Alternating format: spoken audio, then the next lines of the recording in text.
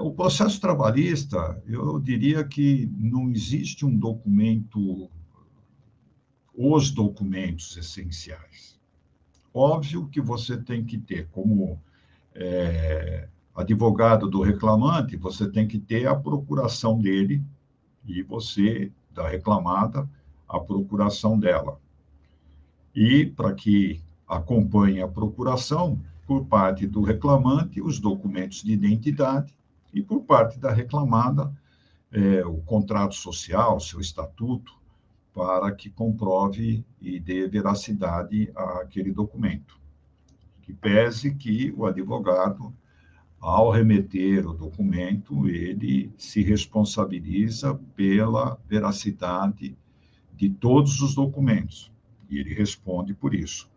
Então, esses eu diria que são os documentos essenciais.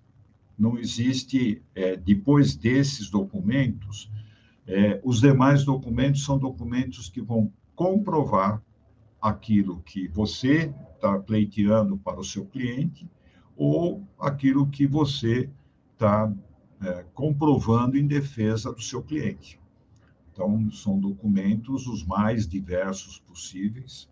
É óbvio que você tem que tomar muito cuidado em não apresentar um documento que acabe te autocondenando. Quer dizer, um reclamante pleiteia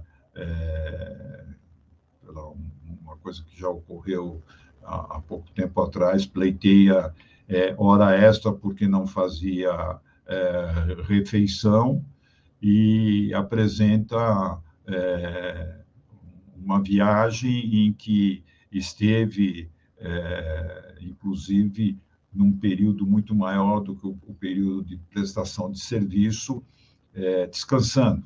Então, de que não fazia refeição, não, isso não existe, né?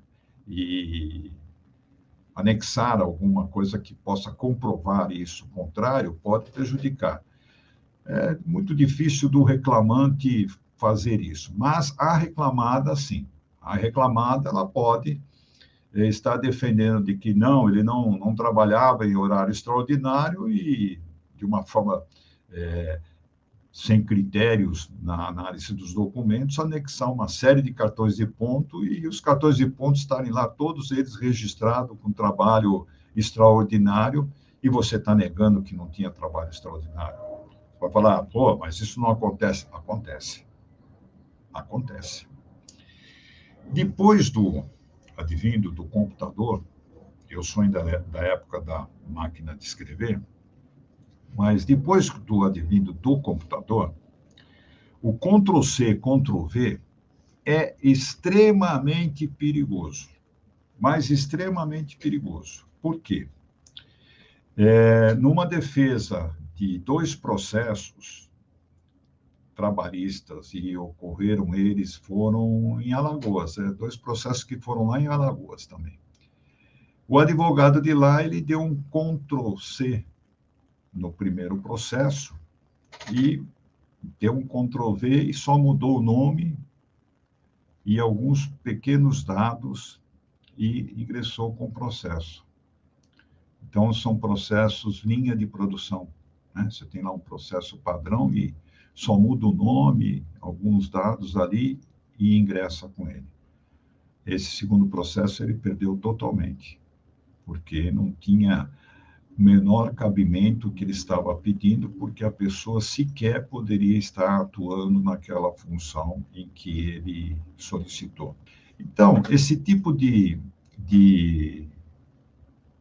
situação que você pode estar enfrentando aí na documentação, ela é assim importante e tem que ser muito bem cuidada, tem que ter um critério muito grande. Então, os principais documentos são esses que eu falei, o restante são aqueles que você vai usar no seu pleito e na sua defesa.